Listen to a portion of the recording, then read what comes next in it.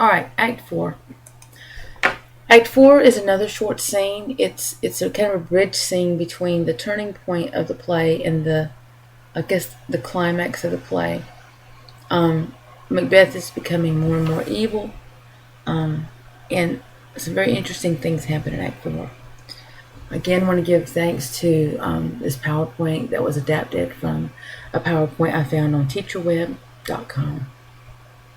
Alright, in scene 1 of Act 4, Macbeth does revisit the witches, and they show him 4 apparitions or visions that predict the future. The first apparition, an armed head, tells Macbeth to beware Macduff. It says, "Beware Macduff, beware the Thane of Fife."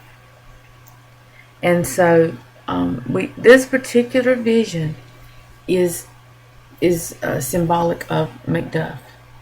The second vision was a bloody child that says, "No man born of woman shall harm Macbeth."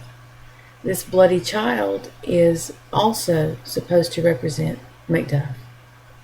The third apparition is a child who wearing a crown holding a tree branch that says, "Macbeth shall never vanquished be till Burnham Wood from high Dunsinane Hill do come against him." So apparently until the Wood marches up to Dunsinane Hill, which is where his castle is, he cannot be conquered. Now these all sound like kind of crazy things, particularly the last one. But the second one's also, if you think about it, who isn't born of a woman? So these apparitions you'll see are going to give Macbeth a sense of security that he cannot be vanquished.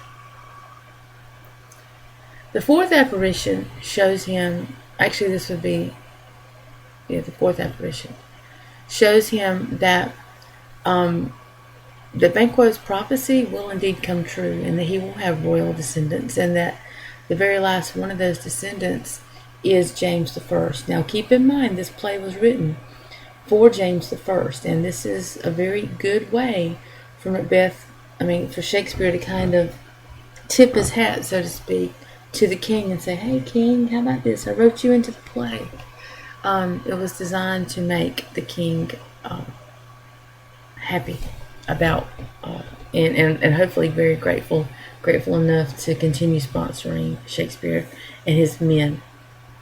Macbeth finds out in this scene that Macduff has left to go to England, and he orders the execution of Macduff's entire family. Everybody. Women, children, dogs, cats, goats, grandmas, aunts, uncles, everybody. Anybody who's there is to be slaughtered. Now, it is very interesting to note that if you watch the Roman Polanski version of this film, of this play, this scene that where Macduff's family is killed is very bloody and gory, and it's very reminiscent of what would have happened or what did happen to Sharon Tate. Now, some of you may know that Sharon Tate was Roman Polanski's girlfriend. She was pregnant with his child in the late 60s when she was attacked and killed by a man by the name, he didn't actually do it, but he instigated it, by a man by the name of Charles Manson and the Charles Manson family. So just a very interesting little connection there. Now, in scene 2, Ross and Lady Macduff discuss the fact that Macduff has left for England, and he's left his entire family unprotected, which is very, very foolish. It's very much like what happened with Victor when Victor left his family unprotected from the creature in Frankenstein. Has left his entire family unprotected. I mean, he knows that Macbeth is dangerous, and yet he doesn't even tell his family that he's leaving. And of course, Lady Macduff has this conversation with her son. She tells him his father's a traitor and blah, blah, blah. And he doesn't believe it. But she's angry with his dad. So she's coming off and telling him all these horrible things about his father. And just as they are talking about it, a messenger enters and says, "You need to get out of Dodge. Somebody's coming to kill you." And she doesn't. And within just a few minutes, the murderers come in.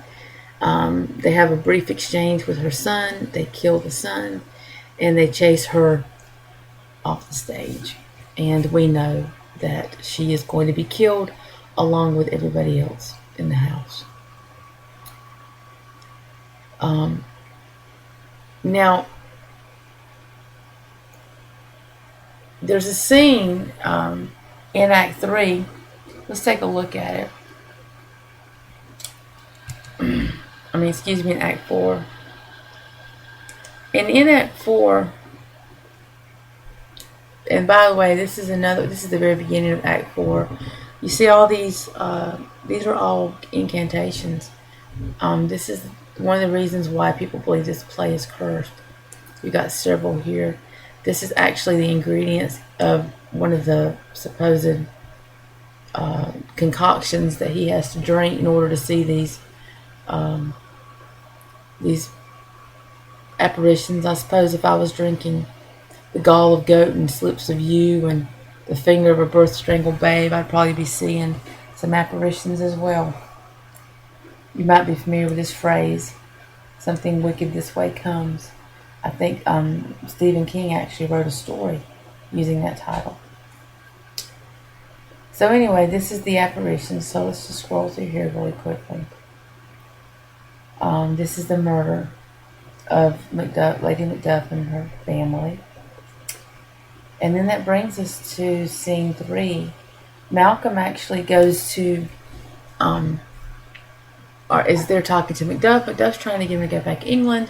Obviously, people have been sent there before to try to get him to go back, and he knows that Macbeth is trying to kill him, so he's trying to be very cautious. He tells Macduff several lies about himself. He talks about how he is lecherous and how he loves women and he's very careless with money and he's evil, and that if Macduff thinks Macbeth's a bad guy, he ain't seen nothing yet. And so he's trying to convince Macduff that Macduff does not want him there. But it's really a test. And so finally Malcolm says to Macduff, he says, better Macbeth than such a one as Ida Rain. And he says, later on, he says to Macduff, "If such a one be fit to govern, speak. I am as I have spoken." So basically he says, listen, I just told you what kind of guy I am, and if you think, am I fit to govern? And look at what Macduff says, "Fit to govern? No, not to live, O nation miserable." So he says, no, you're not even fit to live. And he basically laments his Scotland, and he believes that Scotland's just basically done for. Then Malcolm reveals to him that he has lied. The first lie he's ever told has been this one, that he is not lecherous and he is virtuous, and I just did that. I was testing you. And of course they plan to overthrow Macbeth. And about that time, Ross comes to basically break the news to Macduff about his family. So let's go back to the PowerPoint on that note.